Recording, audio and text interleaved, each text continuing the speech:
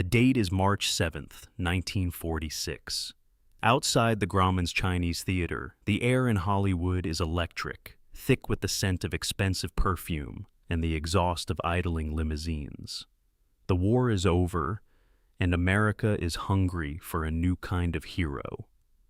But inside a darkened bedroom on Bristol Avenue, the heavy velvet curtains are drawn tight. Joan Crawford, the woman who once defined the very essence of a movie star, lies in bed. She claims to have a high fever, a bout of pneumonia that conveniently struck just as the Academy Awards were about to begin. But those who knew the real Joan, the woman behind the meticulously painted mask, knew it wasn't a virus keeping her under the covers. It was terror, pure, unadulterated fear that the comeback she had bled for, the role of Mildred Pierce, would end in public humiliation. She was waiting for a verdict that would either resurrect her career or bury it forever. Before we pull back the curtain on the woman who traded her soul for a golden statuette, I have to ask, where are you joining us from today? It is truly an honor to share these stories with those who still appreciate the weight of history. And if you believe that the legends of the silver screen deserve to be remembered with the dignity they earned, please subscribe to this channel. We are building a sanctuary for the era of true icons, and your presence here is what keeps these lights burning. To understand the Joan Crawford of 1945, you have to understand the wreckage she was climbing out of. Just a few years earlier, she had been labeled box office poison. The industry that had worshipped her during the silent era and the early talkies was ready to discard her like a scratched reel of film. Louis B. Mayer, the king of MGM, had essentially shown her the door. She was over 40, a dangerous age for a woman in a town that traded in youth. But Joan was not a woman who accepted defeat. She moved to Warner Brothers, taking a massive pay cut and a smaller office just for the chance to fight. She spent 2 years waiting, rejecting scripts, and studying the shadows. When the script for Mildred Pierce landed on her desk, she knew it was her last lifeline. But there was a catch. The director, Michael Curtiz, didn't want her. He wanted Bette Davis. He wanted Barbara Stanwyck. He called Joan a has-been and a farsante right to her face. Yet he didn't believe she had the grit to play a mother who loses everything. He only saw the glamour, the shoulder pads, and the ego. What he didn't realize was that Joan Crawford had been playing a role her entire life, and she was about to give the performance of a lifetime just to prove he was wrong. One of the most unsettling facts about Joan's preparation for this era was her physical transformation. She was obsessed with the geometry of her own face. To achieve that hollowed, haunted look that would define the noir aesthetic of the mid-40s, Joan allegedly underwent a brutal dental procedure known as the buckle. She had several of her back molars removed. The goal was to make her cheekbones pop, to create a natural shadow under the bone that no amount of lighting could replicate. Think about that for a moment. She literally altered the structure of her skull to fit the lens. It wasn't just vanity. It was a form of architectural sacrifice. She understood that in the world of black and white film, contrast was everything. She needed to look like a woman who had been hollowed out by life, and she was willing to let a surgeon help her get there. It worked. When you look at the close-ups in Mildred Pierce, there is a sharpness to her features that feels almost predatory, yet fragile. It was the birth of the new Joan, a woman who looked like she could handle a gun or a kitchen knife with the same cold efficiency. But the physical pain was only the surface. Deep down, Joan was haunted by a childhood she spent her entire life trying to erase. Born Lucille Lesueur, she grew up in poverty, working in laundry rooms and scrub cabins. This is where her legendary, almost pathological obsession with cleanliness began. On the set of her 1945 masterpiece, she wouldn't just sit in her trailer, she was known to scrub the floors of her own dressing room until her knuckles bled. She didn't trust the studio janitors, she didn't trust anyone to touch her environment. This wasn't a diva tantrum, it was a trauma response. She associated dirt with the life she had escaped, and she lived in constant fear that if she let her guard down, she would be dragged back into the mud. She would change her clothes up to half a dozen times a day. She would wash her hands until they were raw. To her fans, she was the pinnacle of elegance. To those close to her, she was a woman living in a sterile fortress of her own making, terrified of a single speck of dust. This obsession extended to her children. In 1945, she was presenting the image of the perfect, disciplined mother. But the reality behind the gates of her mansion was far more controlled. Everything had to be just so. The clothes had to be hung in a specific direction. The behavior had to be beyond reproach. She wasn't just raising children, she was curating a legacy. She wanted to prove to the world that she had conquered her past and built a dynasty of perfection. But, as any architect will tell you, the more rigid the structure, the easier it is for it to crack under pressure. And the pressure in 1945 was reaching a breaking point. She was competing with women 10 years younger for the same roles. And she knew that if Mildred Pierce failed, there would be no more Bristol Avenue, no more limousines, and no more Joan Crawford. There's a story from the set that perfectly illustrates her desperation. During one of the most emotional scenes in the film, Michael Curtiz grew frustrated with her. He thought she was being too movie star, too polished. In a fit of rage, he grabbed her by the shoulders and shouted that she was fake. Most actresses would have walked off the set. Joan did something different. She went to her dressing room, stripped off her expensive furs, wiped every trace of makeup from her face with a rough towel, and walked back onto the set with her skin red and her eyes stinging. She looked Curtiz in the eye and said, "Is this real enough for you?" That was the moment the movie changed. That was the moment she stopped being a star and became an actress. But the cost of stripping away that mask was higher than she ever imagined. She was letting the world see the raw, vulnerable Lucille Lesueur, and once that door was opened, she couldn't quite figure out how to close it again. As the filming wrapped, Joan began a campaign that would change Hollywood forever. She didn't wait for the studio to promote her for the Oscar. She took matters into her own hands. She spent her own money on trade ads. She sent personal, handwritten notes to every member of the Academy she had ever met. She was lobbying for her life. It was a move that was considered tacky and aggressive by the old guard. But Joan didn't care about etiquette. She cared about survival. She was playing a high-stakes game of poker with her reputation as the ante. And as the nominations were announced, and her name was at the top of the list, the tension in her house became unbearable. She had reached the summit, but she was standing on a very thin sheet of ice. The night of the ceremony arrived, and that brings us back to that darkened bedroom. The radio was perched on her nightstand, the volume turned low. She listened as the categories went by, her heart hammering against her ribs. She was convinced that if she showed up and lost, the sight of her face falling in front of the cameras would be the final blow to her ego. She chose to hide. She chose to play the role of the frail, sick woman. But when the announcer finally spoke the words, "And the winner is Joan Crawford," something shifted in that room. The fever miraculously broke. Within minutes, the house was flooded with reporters and photographers. Joan, who had supposedly been on her deathbed, suddenly emerged in a stunning negligee, her hair perfectly coiffed, her makeup flawless. She accepted the Oscar in her bedroom, a scene so staged and so dramatic it could have been directed by Curtiz himself. It was a triumph of PR, a masterpiece of manipulation. She had won the battle, but the war for her soul was just beginning, and there were parts of her past that no golden statue could ever justify.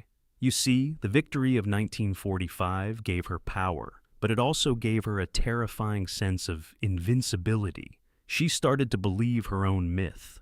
She began to think that if she could control the Academy, she could control time itself. But time is the one thing even a Hollywood queen can't bribe. And as we move into the darker corners of her post-war life, we find that the weird facts about Joan aren't just about her beauty routine or her cleaning habits. They are about the lengths she went to keep the shadows at bay, and the secret pacts she made that would eventually lead to her total isolation. But we haven't even touched on the most disturbing part of her transformation yet. There was a specific reason she refused to work with certain co-stars, a reason that had nothing to do with talent and everything to do with a secret she had been carrying since her days in New York. A secret that, if revealed, would have ended her career in 1945 before the first frame of Mildred Pierce was even shot. The secret that haunted Joan Crawford as she stood on the podium of her career in 1945 wasn't just a skeleton in her closet. It was a ghost that walked the halls of her mansion every night. Yet you see, before she was the sophisticated Mildred Pierce, Joan had lived 1,000 lives in the underground circuits of New York and Chicago. There were rumors, persistent, jagged whispers, of a blue film she had supposedly made in her youth to survive. In the mid-40s, such a revelation wouldn't just be a scandal, it would be a professional execution. Joan spent a fortune, and I mean a literal king's ransom, employing cleaners to track down every frame of her past that didn't fit the image of a Hollywood queen. This is why she was so intensely loyal to the studio system, yet so terrified of it. She knew that the same hand that fed her the Oscar could just as easily tighten around her throat. She was a woman living on a high wire, and every step she took was calculated to keep that past from bubbling up to the surface. This paranoia manifested in ways that would baffle the modern mind. Have you ever wondered why she was so obsessed with the color white? By 1945, her home was almost blindingly monochromatic. White carpets, white walls, white furniture. It wasn't just a design choice, it was a tactical advantage. In a white room, dirt has nowhere to hide. Germs have no sanctuary.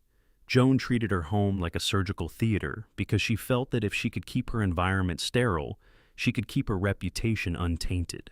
She would follow her guests around with a cloth, wiping doorknobs the moment they were touched.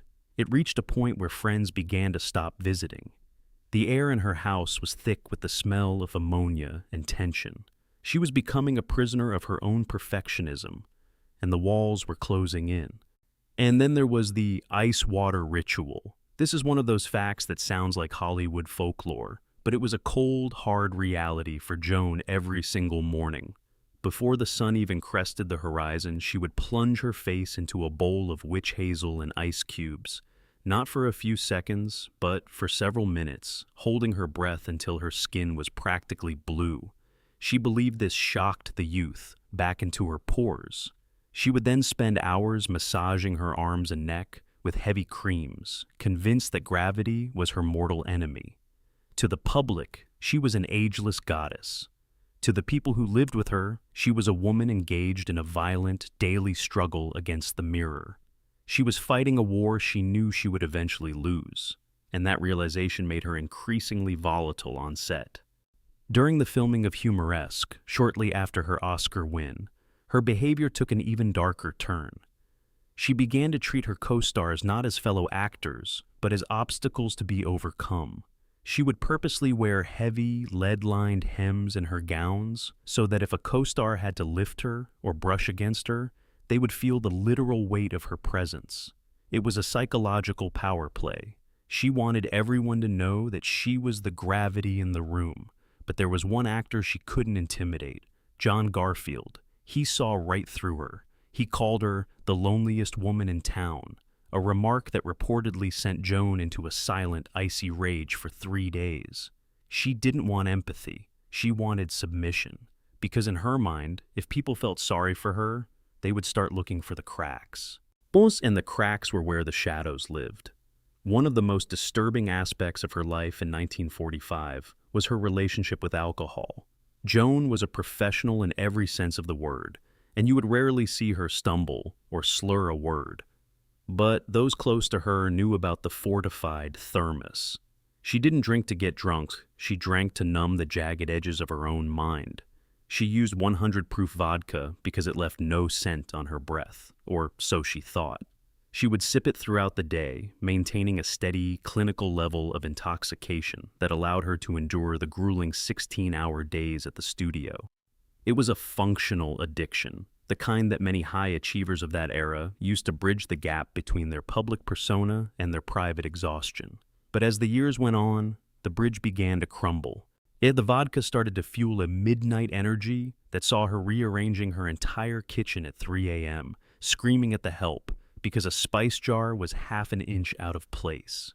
But let's talk about the Yellow Rose incident, something that rarely makes the biographies.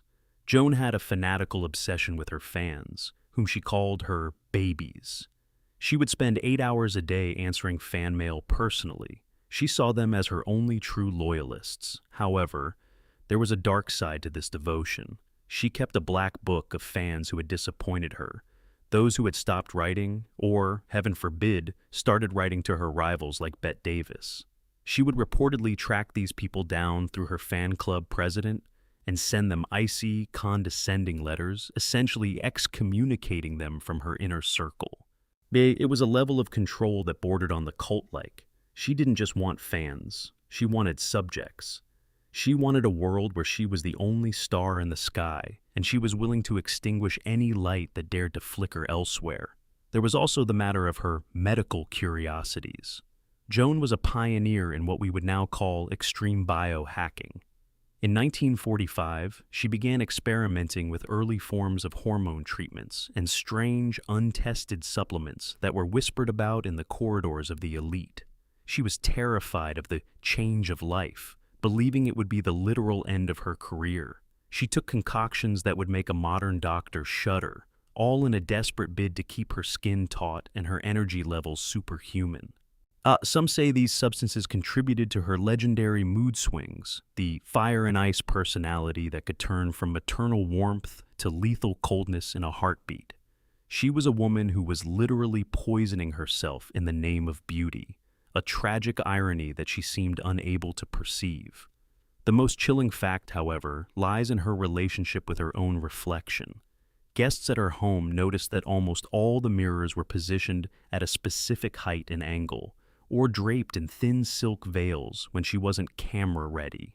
She refused to look at herself unless she was under the Joan Crawford light. She had become so detached from her natural self that she viewed her own unadorned face as a stranger, and an unwelcome one at that.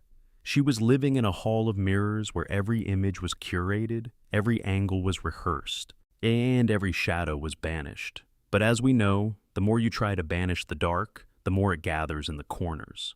As we move toward the final act of this story, we have to look at the 1950s and the transition into her Grand Guignol phase.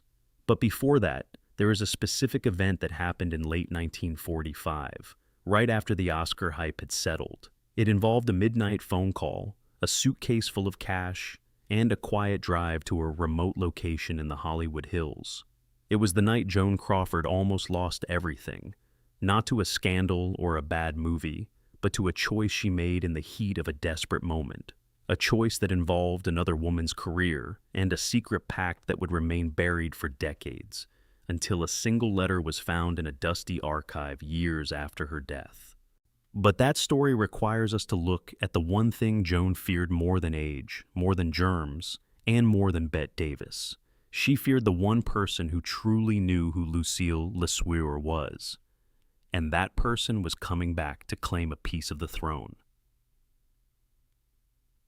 The midnight drive into the Hollywood Hills in late 1945 is a story that stayed in the shadows for a long time. You see, Joan Crawford understood better than anyone that in Hollywood, there is only room for one version of a legend. When a woman appeared on the fringes of the industry claiming to be a distant relative with a collection of letters from Joan's unrefined past, the Oscar winner didn't call the police. She didn't call her lawyer. She handled it the way a boss handles a problem. She met the woman personally. No witnesses, just two people in the dark. It's said she handed over a suitcase that contained enough cash to buy a small house, but the money came with a chilling warning. If I ever see your face in this town again, you won't just be poor, you'll be erased. This wasn't the behavior of a nervous actress. It was the calculated coldness of a woman who had built a kingdom and would burn anyone who touched the gates. But this need for control didn't stop at her enemies. It bled into her very biology. By the late 40s, Joan had developed a ritual that sounds more like something out of a gothic horror novel than a Hollywood biography. She became obsessed with the blood of the young, so to speak. No, not literally, but she began a regime of experimental organ extracts and bovine injections. She was convinced that the hormones of younger creatures could stop her own clock. She was a woman who lived in a state of perpetual chemical warfare against her own aging process. She would endure painful injections that left her bruised for days, hiding the marks under heavy silk sleeves and theatrical makeup. She was a pioneer of the forever young industry, but she was her own lab rat, and the side effects began to manifest in her increasingly brittle temperament. This brittleness was most visible on the set of her 1947 film, Possessed. By this point, the victory of 1945 had turned into a desperate need to repeat it. She pushed herself into a state of near collapse, staying in character even when the cameras stopped rolling. She played a woman descending into madness, and many on the crew whispered that she wasn't acting anymore. She began to have visions on set, or claiming she could feel the presence of people who weren't there. Was it the exhaustion? Was it the vodka? Or was it the weight of the new Joan mask finally crushing the woman underneath? She was admitted to a hospital shortly after, officially for nervous exhaustion. But the nurses reported a woman who refused to let anyone touch her without gloves and who insisted on scrubbing her own hospital sink every morning at dawn. And then there is the plastic purgatory. This is a detail that many 60-year-olds today might remember from their own mothers or grandmothers. But Joan took it to a pathological extreme. She began covering every piece of furniture in her home with thick, heavy plastic. It wasn't just about preserving the fabric. It was about creating a barrier between herself and the world. Sitting on her sofa felt like sitting in a sterile laboratory. She was literally wrapping her life in cellophane, trying to keep the air of the outside world from contaminating her sanctuary. If a guest sat on a chair and wrinkled the plastic, she would become visibly distressed, sometimes ending the evening abruptly to reset the room. She was losing the ability to interact with anything that wasn't encased in a protective layer. But perhaps the most weird and disturbing fact of her post-Oscar years was her relationship with her own image in the press. Joan had a morgue in her basement, not for bodies, but for her own history. She kept massive leather-bound scrapbooks containing every single mention of her name in every newspaper across the country. But she didn't just collect them, she edited them. If an article was less than glowing, she would take a red pen and correct the journalist's mistakes, writing scathing rebuttals in the margins that no one would ever see but her. She was rewriting her own biography in real time, convincing herself that the negative reviews didn't exist or were part of a vast conspiracy. She was becoming the architect of a reality where she was never wrong, never old, and never forgotten. Her rivalry with Bette Davis is often treated as a comedy, but in 1945, it was a tragedy of ego. Joan didn't just hate Betty, she feared her. She feared Bette's willingness to look ugly for a role. Joan couldn't do that. She was trapped by her own beauty. She once said that Betty played characters, while she played Joan Crawford. It was a confession disguised as a boast. She knew she was a prisoner of the face she had sculpted with the buckle and the ice water. She couldn't escape the goddess she had created. This led to a secret habit that few knew about. Joan would often drive to the studio in the middle of the night, when the lots were empty, just to stand on the darkened stages. She would talk to the empty rafters, rehearsing lines for movies that hadn't even been written yet. She was a ghost haunting her own workplace, trying to find the magic that was slowly slipping through her fingers. And what about the men? In the mid-40s, Joan's marriages were like business mergers. They were designed for optics, for stability, or for power. But behind closed doors, she was notoriously difficult to live with. She had a manual for her husbands, a literal set of rules on how to dress, how to speak to the press, and how to behave in her presence. One husband famously said that living with Joan was like living in a department store window. You were always on display, and you were never allowed to be human. If a husband stepped out of line, he didn't get a lecture. He got the ice treatment. She would go weeks without speaking to him, communicating only through typed memos delivered by her secretary. She was the CEO of her household, and she ran it with the same ruthlessness she used to survive the Warner Brothers front office. But as the 1940s began to bleed into the 50s, the weirdness shifted from her habits to her soul. She began to develop an obsession with the occult, specifically with the idea of cellular memory. She believed that if she surrounded herself with the belongings of dead stars, people like Marie Dressler or Greta Garbo's discarded costumes, she could absorb their longevity. Her dressing room became a shrine of Hollywood relics. She was trying to build a fortress of fame that could withstand the passage of time. But time, as always, was the one thing she couldn't bribe with a suitcase of cash or a red pen correction. The most revealing moment of this era happened during a photo shoot in late 1948. The photographer, a young man who didn't know the rules, captured a shot of Joan when she wasn't looking. She was sitting in a chair, her shoulders slumped, her face unmasked for a split second. In that photo, she looked exhausted, terrified, and profoundly old. When Joan saw the contact sheet, she didn't just fire the photographer. She bought the negatives and burned them in her fireplace. She watched the film curl and melt, as if by destroying the evidence she could destroy the truth. But the truth was already out there, hidden in the eyes of her children and the whispers of her staff. As we approach the end of our journey, we have to talk about the Pepsi years and the final lonely transition into the shadows. But before that, there is one last fact about the night of her Oscar win that no one ever talks about. It involves the person she called immediately after the cameras left her bedroom. It wasn't her mother, it wasn't her children, and it wasn't a lover. It was a person who represented the very thing she had been running from since 1925. And the conversation they had would define the rest of her life. That mysterious phone call on the night of her 1946 Oscar win, the one she made after the photographers finally packed their flashbulbs and left her bedside, was to a small, nondescript house in a town she claimed she had never visited. On the other end of the line was a woman who knew Lucille Lesueur before the teeth were pulled, before the name was changed, and before the soul was bartered. Joan didn't call to share her joy. She called to say, "I have won. You can never touch me now." It was a declaration of war against her own roots. She believed that the gold statuette was a shield that made her untouchable, but as the 1950s dawned, that shield began to rust. The industry was changing.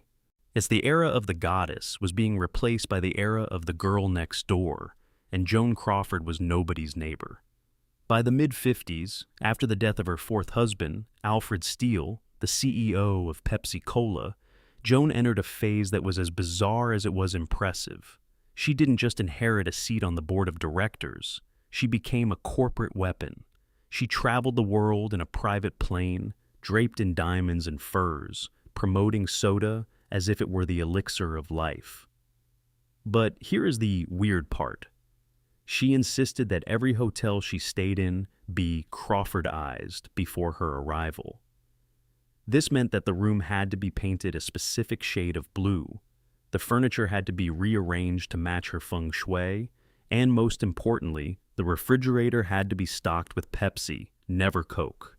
If she so much as saw a rival soda bottle in her vicinity, she would fly into a blue ink rage, reportedly throwing glassware and demanding the immediate firing of the hotel staff. She wasn't just a spokesperson, she was a sovereign state, and her diplomacy was conducted through fear. But the fear was mostly her own. As she entered her late 50s, the dark facts of her life moved from her habits to her physical isolation. She moved into a massive apartment in New York City and began a process of shrinking her world. She stopped going out in the daylight. She claimed it was because the fans were too aggressive, but the truth was, the sun was too honest. It showed the lines that no amount of witch hazel could heal. She began to live entirely by lamplight, using pink-tinted bulbs that cast a flattering, deceptive glow over her skin. She was living in a perpetual sunset, a curated reality where it was always 5 p.m. in 1945.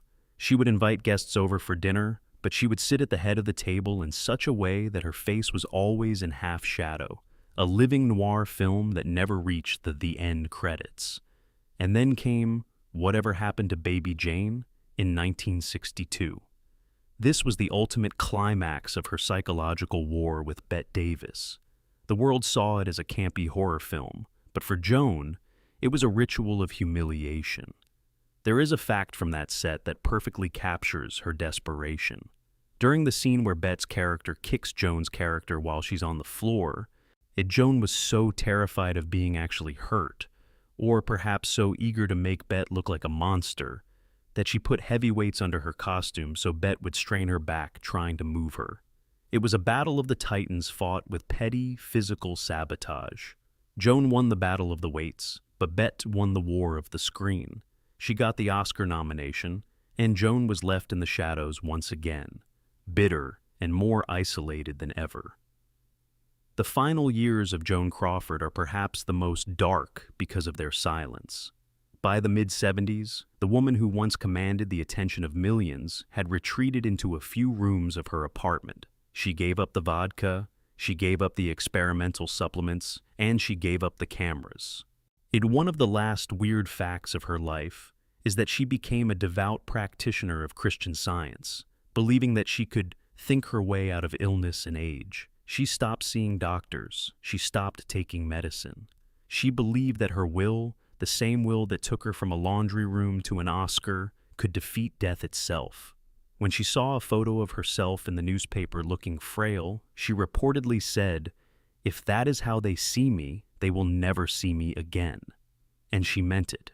She withdrew completely, spending her days talking to her dogs and answering the last of her fan mail, still using that elegant, sharp handwriting that looked like a series of small knives. On May 10th, 1977, the lights finally went out.